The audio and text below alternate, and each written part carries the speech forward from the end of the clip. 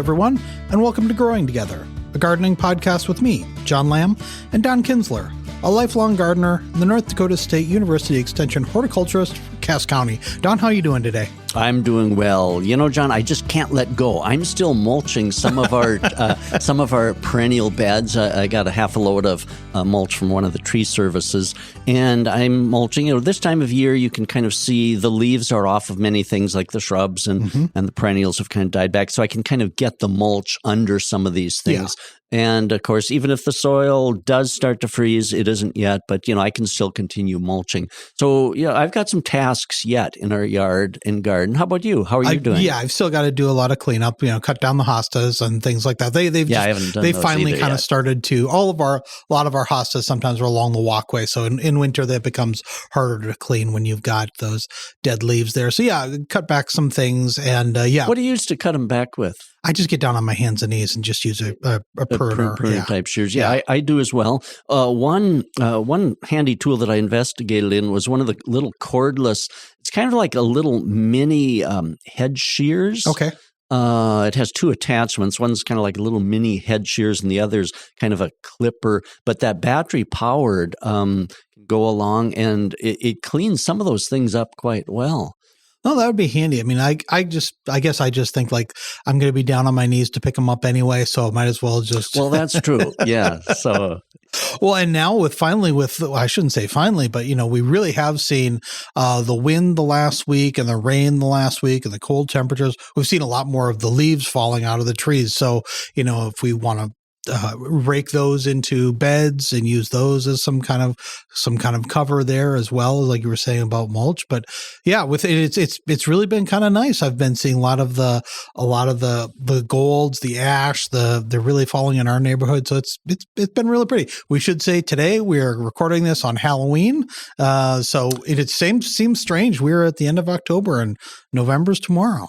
Yes, that is hard to believe. Yes. And of course, you know, as we're recording this, there's a little drizzle and it's a little bit dreary outside. So maybe, but I guess it's a fitting Halloween. That's it.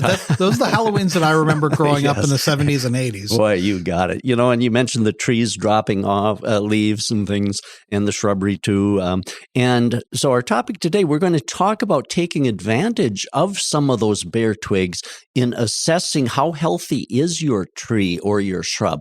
Because there's a window of opportunity here that we can kind of look and see those bare stems. They're giving us some clues as to whether your tree, shrub are really healthy, and also your perennials. So it's going to be kind of fun to talk about that. You know, sometimes this time of year when the leaves are all gone, you don't think, oh, you know, how's the health of my tree? But, you know, if you had some problems or kind of questioning some of those things, actually now we can examine some clues. So it's going to be interesting to look at that today. Well, and like last week when we had a tree trimmer on, we have somebody who works with trees.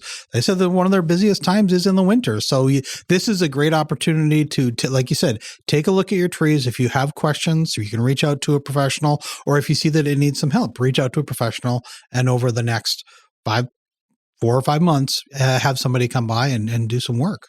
You know, and speaking of the gentleman that was from Carr's Tree Service, Quincy, on our last podcast, we had someone that wrote in, and by the way, thanks to everyone who does write in. And Matt wrote in this week, and he had a comment. Matt says, I listened to your podcast with the gentleman from Carr's Tree Service today. Ironically, a few hours before that, I had a couple of trees taken down on my lake property as part of the site preparation for a rebuild. One of the trees, a basswood with a 10-foot trunk circumference, boy, that's a big basswood. Wow. Had not originally been planned for removal.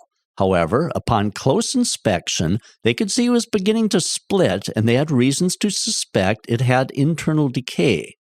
Well, as you can see from the attached picture, and despite looking healthy, it was hollow inside. Wow. As it turned out, it was the highest risk tree of the 5 that I had removed from the site. And now I'm showing John the photo of the tree. Of course, once it was cut down, you can see what was happening on the inside of that tree. It's like a big letter C. It is entirely hollow in there. It is just a ring. Yeah. It is a ring. It's not a tree. The inside is not only deteriorated, there's some brownish, blackish rot on the inside, but it's hollow. It's gone. It means, the inside. Can you imagine the loss of integrity on that when it's losing the middle of the tree? And you can see with where they cut the tree, where he's focused on, you can see the split that is going up. That will be one of the splits. Probably there's probably a number of them that are cracks in the actual tree. Yeah, that probably wasn't much longer. That a good winter and a good winter wind and heavy snow could have really.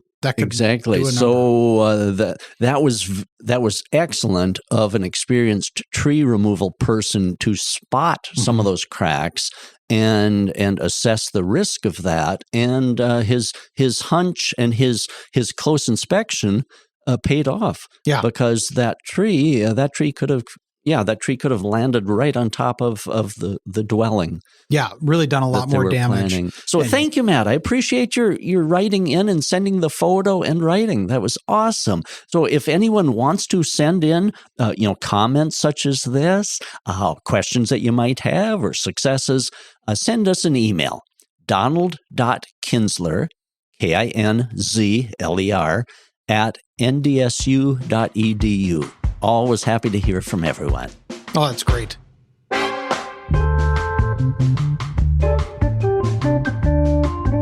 Well, here, let's talk about what we can do, what maybe the non-arborists, people who are not tree experts, what we can do to kind of assess the situation, to take a look at what should we be looking for now in our trees. Yeah, because there are some clues that those trees and shrubs, and we'll talk about perennials too, there are some clues that they give us as to what the health is. But before that, I got an interesting fact. Okay, we plant a new little tree. Okay, how long does it take you to walk around the circumference of that tree? About a couple of seconds. Yeah. Okay, and a number of years ago, I was writing about a similar topic, and I walked around a big established elm tree, the drip line of the canopy, where water kind of drips off the outer. Okay. And a big established elm tree in the old part of Fargo. Took me 58 seconds to walk around the circumference.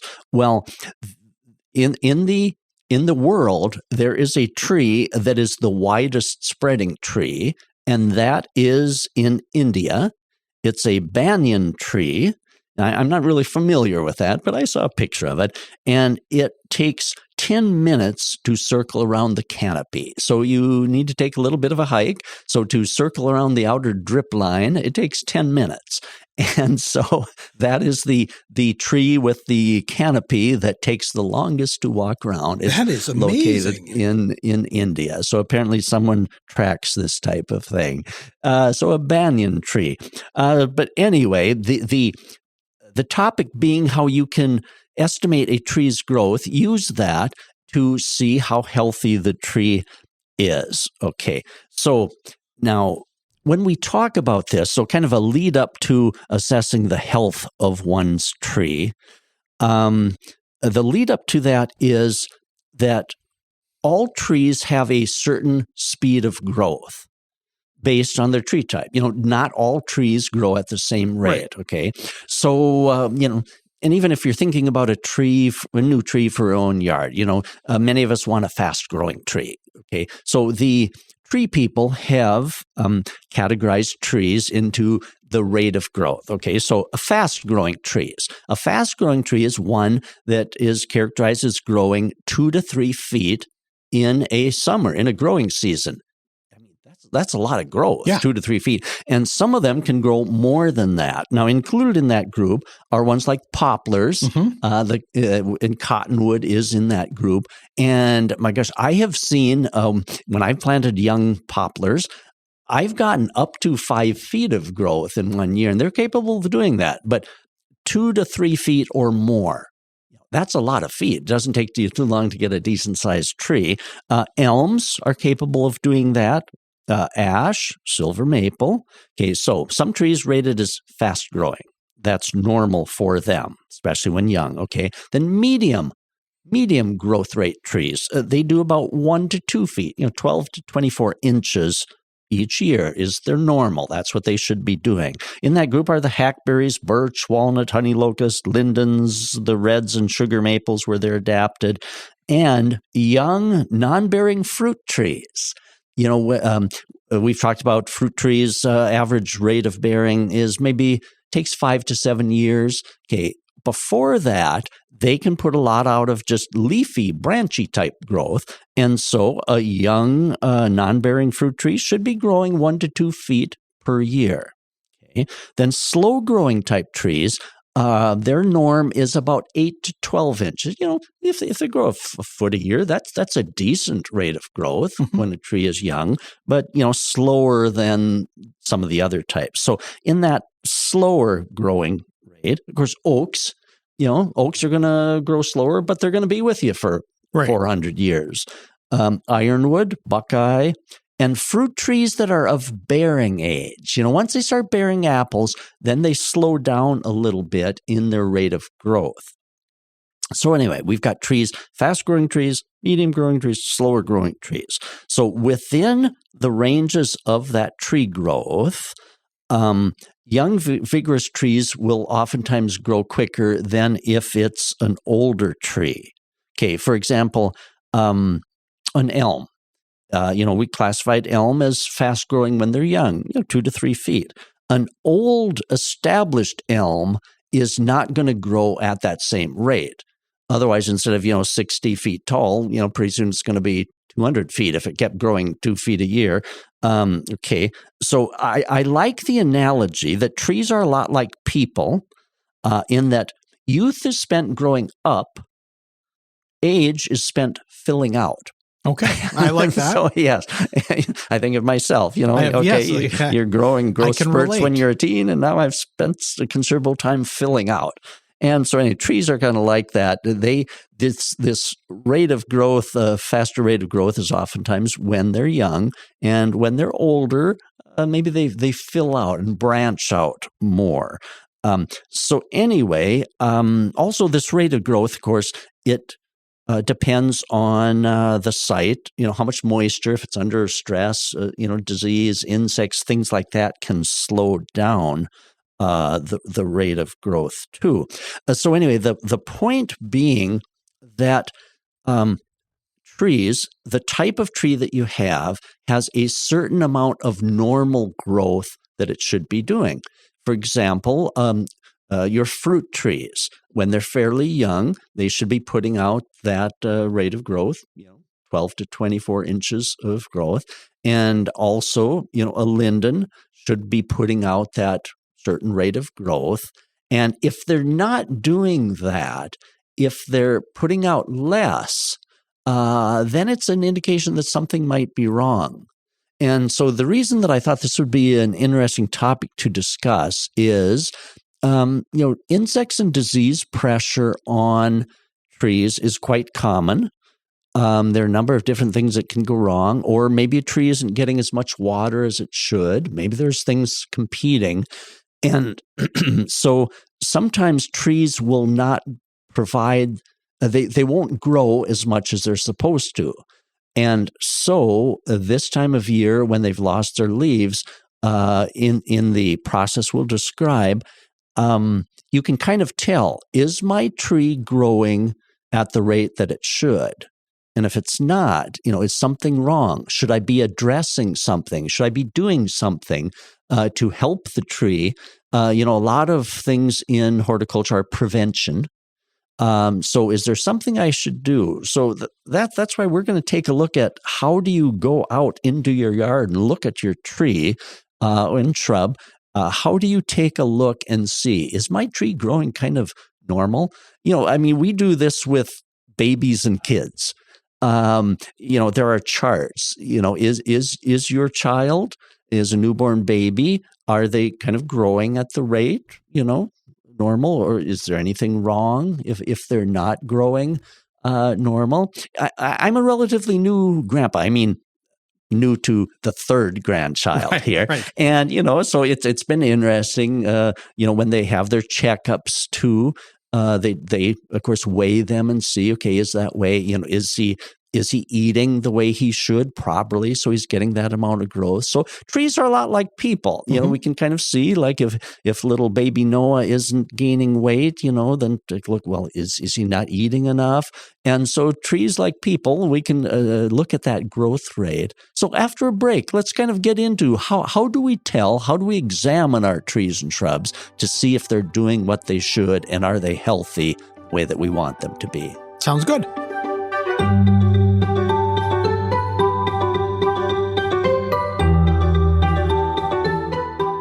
Get 6 months of local news for just $2. You get unlimited access to the news and information you need to stay connected to your community. Visit inforum.com/subscribe to get 6 months of local news for just $2. All right, we're back, and we thought that since we are here, we're in the throes of fall.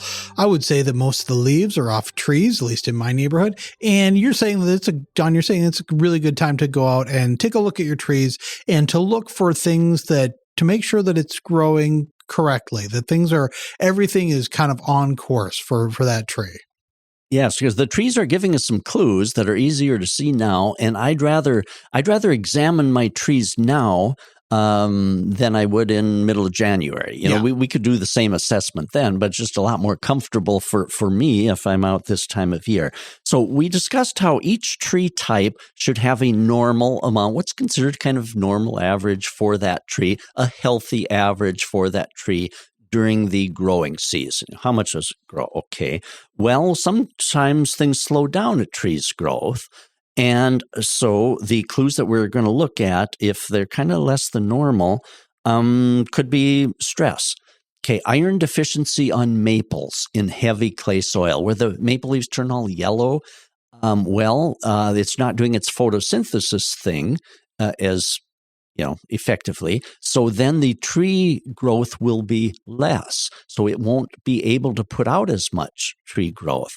So if a person has a maple that had that deficiency, we can examine the branches in the way that we'll describe. We can examine them to see, okay, is it still putting out enough growth, or should I be concerned, extra concerned? Okay, bronze birch borer, once that gets inside, sometimes bronze birch borer can live inside birch for a while before you might see anything. But there are going to be clues in the rate of growth, because if those bronze birch borer are working internally, the birch can't grow as much. So it may be not growing as much. Trees that are planted too deeply. Sometimes the symptoms of that too deep planting don't show up for 10 to 15 years. But along the way, we can see the growth rate declining. And so that can be an indicator. Trees that have stem girdling roots. If when a little tree was planted, if the tree was popped out of the pot and there's a bunch of circling roots and then planted down in, those tree roots continue to circle, the trunk expands. Pretty soon you have a boa constrictor around the base of that tree, maybe hidden under soil level, but it's choking the tree. And as that chokes the tree, the growth rate becomes smaller. So before that tree dies, and before maybe you even see anything else, you can see the growth rate slowing down, slower than what would be normal for that. Herbicide injury results in less growth. So see, what I'm building up to is that some of these things that might be a little bit invisible, maybe like on stem girdling roots, you might not notice, the leaves might not look bad. It's happening underground. You can't see it happening underground. The leaves maybe look normal, but the growth rate is vastly becoming slower.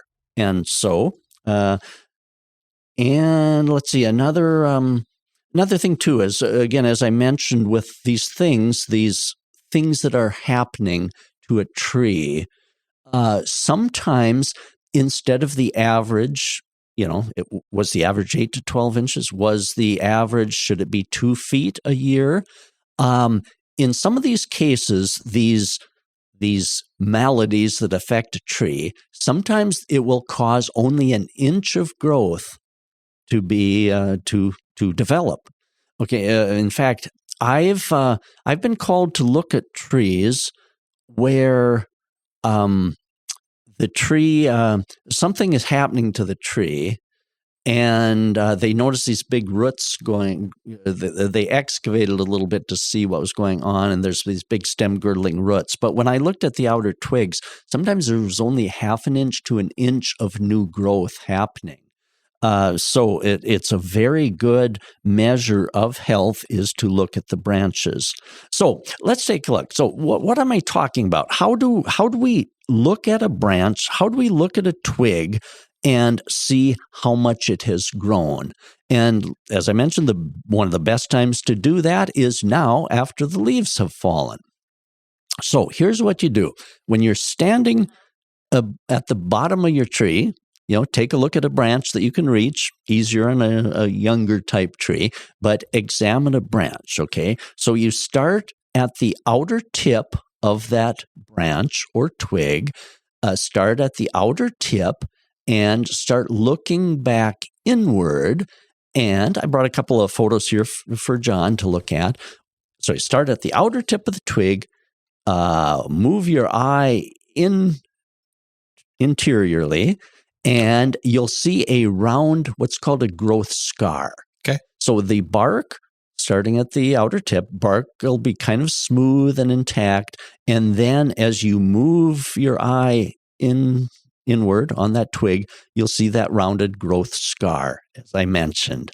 And if you continue back beyond that, a ways interior from that, you'll see another one. So each of those, the distances between those scars are how much that tree grew during that season. Oh, really? So that tree actually has an archive of its yearly growth. So you start at from the outer tip of the twig to that first round circular growth scar. That's how much it grew this year. Okay. Then from that growth scar inward towards the next one, that's what the growth was the previous year. And so there is that record on those trees. And it's one of those things when you actually look at the branch, oh, sure, okay, I see what Kinsler was describing. So can you look at a branch like that and can you determine how old that branch is? Because the branch will be younger than the tree itself because branches come along all the time. But can you look at a branch and say, this branch appears to be 8 years old? You can. You could take a look at that branch and count the growth scars back and determine how old that branch is. Now that won't tell you how old the tree is. No, certainly not. For that, you need to kind of cut the tree down and or do a core boring. Just bore into it to get and pull out a little core and tell you how many rings that it has. So that would be an assessment of the entire. So it's kind of interesting. You can see how old that branch is, but especially you can see how much how it's growing. Tree has grown. Okay, yeah. And so one photo here that I brought shows from the outer tip and on into that first growth scar. I think it looks like it. I don't know, on that particular tree, maybe it had a good foot of growth or so or more. Mm-hmm. And that was average for that type of tree. So good. Everything was well with that. And then, working your way into the next growth scar, which was the year before's growth, that looked like a good rate of growth. But I've also got a photo of a tree that was ailing. And this year, it only had an inch or two of growth. And then you take a look from that growth scar to the previous one, farther back in, also only had an inch or so. And so that tree is not growing the way it should be. Yeah. And so that gives a very good record of how, for example, if this year, if I only saw an inch of growth, but the previous year had put out its normal, whether that was a foot or 2 feet, we could see, what happened this year? Well, was it a drought year starting from spring all the way through summer? Drought can affect that. Or was something else going wrong? So a person might take a look, Did it have iron deficiency chlorosis? Should I this next year be looking at applying iron to that tree? So that's a good clue. If it's making that normal rate of growth where you follow the growth scar back, normal rate of growth, so good. All is well. Looks like my tree is establishing well. And, this is especially important maybe on trees that are younger, to make sure that it's growing, taking off well as it could. And also, a good indication of trees that are 5, 10, 15 years old to make sure they're progressing, don't have some problems.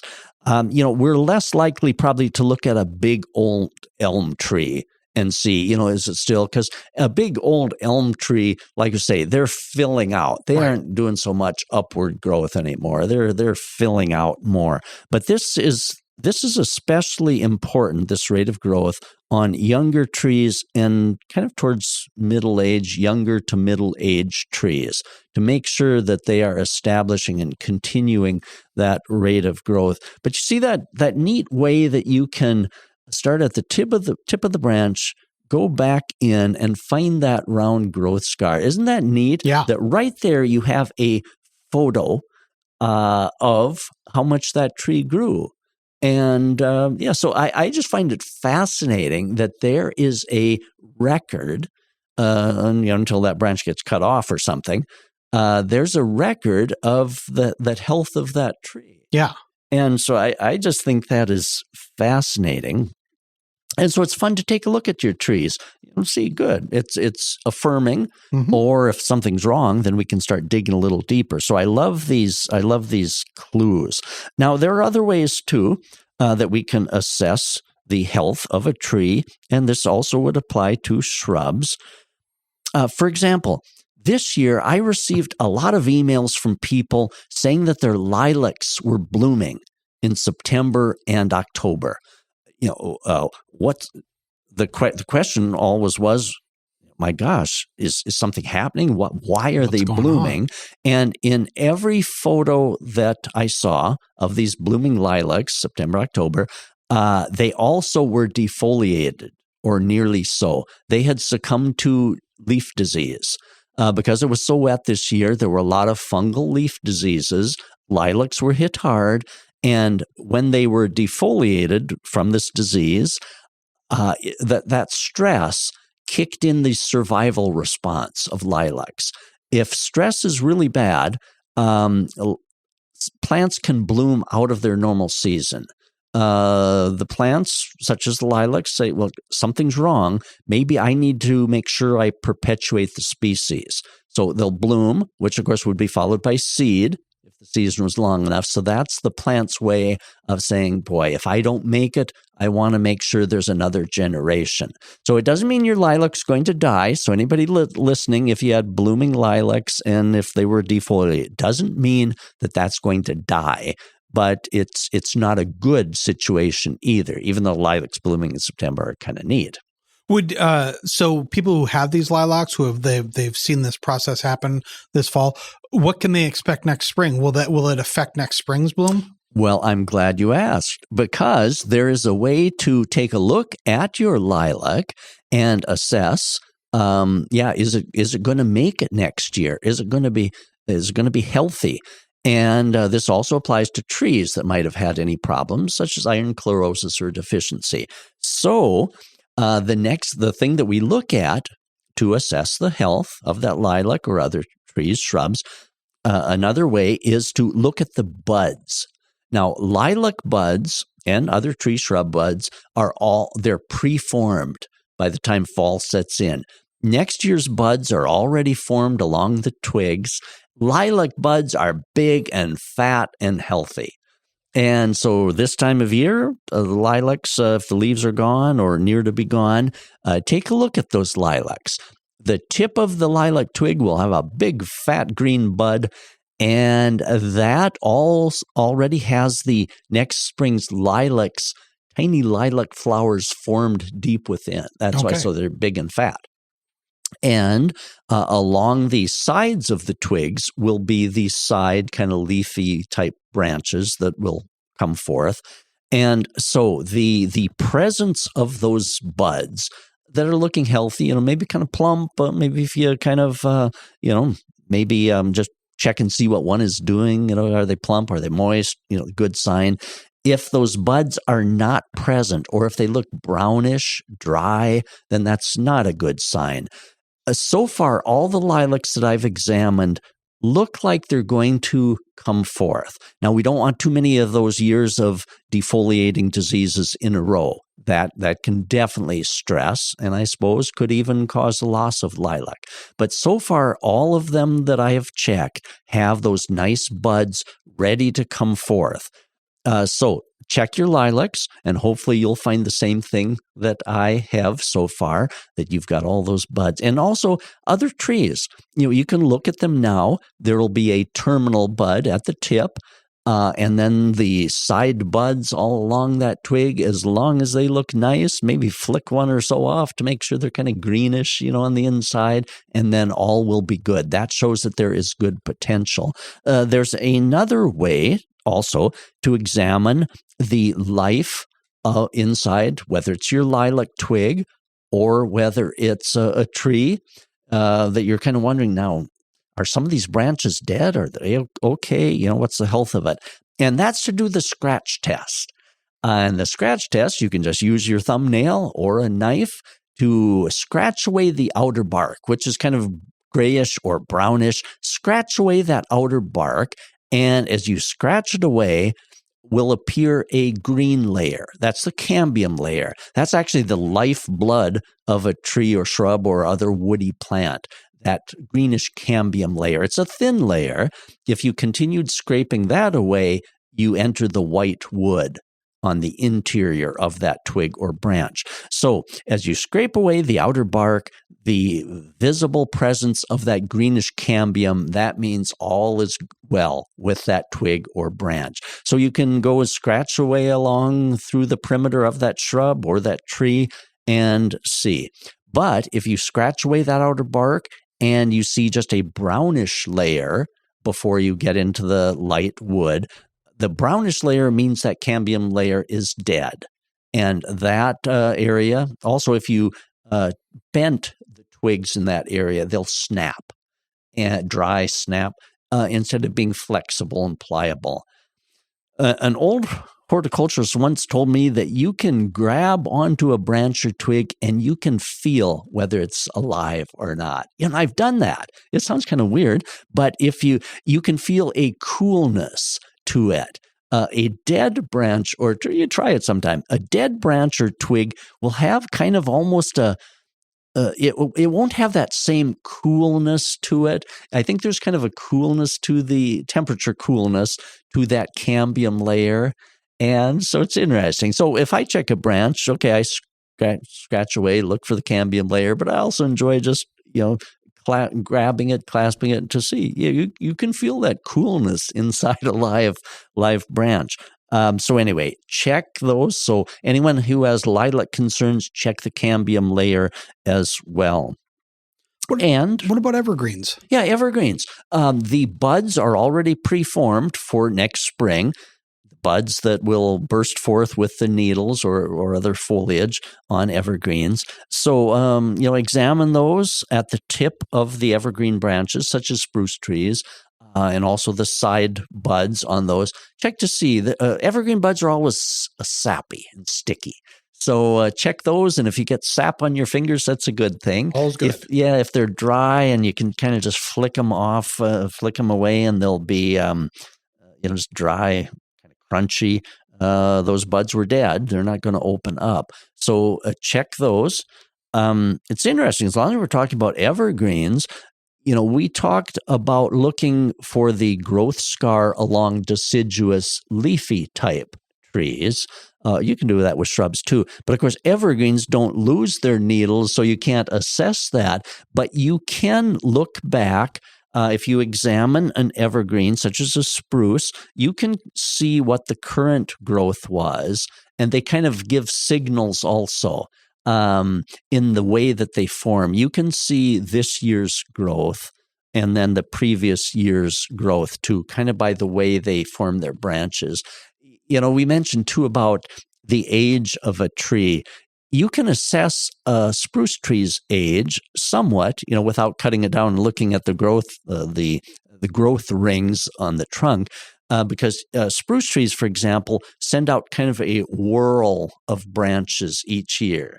They send out a circular whirl of branches, and then they grow up, and then the next year they send out another kind of a whirl. So if you look at a spruce tree, you'll notice there are layers, these whirls of branches. And if you count those upward, generally you can tell, a 30-year-old spruce is going to have about 30 of those layers as you count on up, which gives kind of a pretty close guesstimate anyway of a tree.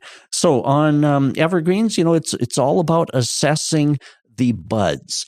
Even if you had an evergreen that, man, it looks like some of the needles might have been shed, doesn't look quite as healthy, examine the buds. That's where the potential is. That's where next year's growth is going to arise from, is those buds.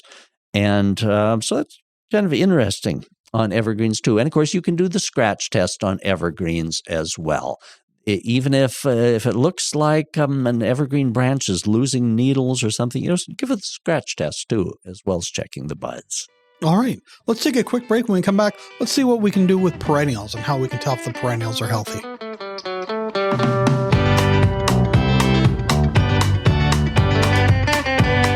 If you're loving this podcast, be sure to check out our full lineup. From news and local politics to sports and true crime, find your next great listen right now at inforum.com/podcasts. That's inforum.com/podcasts. All right, we're back, and this week we're talking about taking advantage of the fact that all the leaves are coming down off the trees, but also off the perennials, and it gives us an opportunity to get in there and look a little bit closer and see if we can assess how healthy that tree is. So let's talk a little bit about what we can do with perennials. Well, because you mentioned that cutting back hosta now. Yeah. And of course, hosta is one of the perennials that it is really good to get them cut back in the fall of the year, because if you don't, next winter, under the weight of the snow and the mush of the snow, those perennials have turned to mush, haven't they? Those hosta leaves. Yeah. And so in the spring, they're all kind of slimy and a little hard to cut back because they're no longer turgid. And it's just so much easier and more beneficial to cut them back. Okay, so that's one of the perennials we are cutting back. And when you do cut them back, it's interesting. You can assess the health of that hosta clump. Because, after all the leaves and stems are gone, cut off, you can take a look at that. And the way to assess a perennial's health oftentimes is to look at the center. Most of our perennials are clump formers. And as a perennial ages and starts to kind of age out a little bit, the center of that clump becomes bare, and all the good material is on the outer perimeter.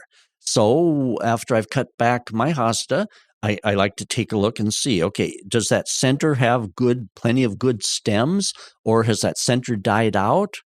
And if it has died out, that's a signal to me that really needs digging and dividing. And hosta, the preferred time to dig and divide is in early spring, just as the new shoots are starting to stick their noses up out of the soil. And so then I make a mental note. Probably should write it down so I actually remember it.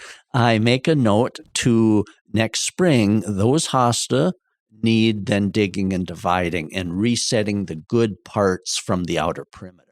So a person might take a look at other perennials that like to be cut back in the fall. I like to cut back the iris in the fall also, because they also turn to kind of mush by next spring. And so a person might kind of assess the iris clumps. Is it healthy all the way towards the center? Of course, now iris, August and September is the best time to dig and divide iris. So a person kind of needs to keep your eye on that until really next late summer. But at least you make a mental note and if the iris doesn't bloom quite as well this next June, then you can maybe think back, when I cut back the foliage, I remember that that center was kind of starting to die out on that iris clump. Daylilies. It's nice to cut back daylilies also in the fall, otherwise they turn to mush. And so you can assess that center of the daylily clump. The other perennial that I like to cut back in the fall are peonies for disease. They can so easily get diseased, mildewed foliage, and so cutting back to near ground level and disposing those. And so then also I can take a look at the center of that clump. Now, peony dividing time is Labor Day, but you can make a note. So as the peony starts to grow next May and blooms, if the bloom and structure isn't quite the way you'd like, then you remember, oh, sure, when I cut this back, I saw that the center was starting to die out on that. So that gives a good indication this time of year as to what is the health of those perennials. And of course, we've talked some about, when things go badly with the rate of growth. But let's talk just for a few minutes about how do you keep the rate of growth going well, especially on younger trees, shrubs. How do you get them to kind of do their normal, their maximum rate of growth that indicates everything's healthy? And this also pertains to perennials. So keep grass away. Grass robs young trees or shrubs if the shrubs are kind of in a grassy type area. Lawn grass just robs moisture, robs nutrients. So mulching around, a circumference of the 5-5-5 rule around a young tree, a fruit tree also. A circle of 5 feet wide of mulch, 5 inches thick. So, because that's going to compress, and kept 5 inches away from the trunk itself. So trees certainly that are out in the yard, any shrubbery that might be in that same situation. For example, maybe lilacs are planted in a row, a hedge row. Maybe it's dogwoods, but don't have them growing in, and I'm talking to myself too when I do this. When I say don't, I'm telling myself don't do this.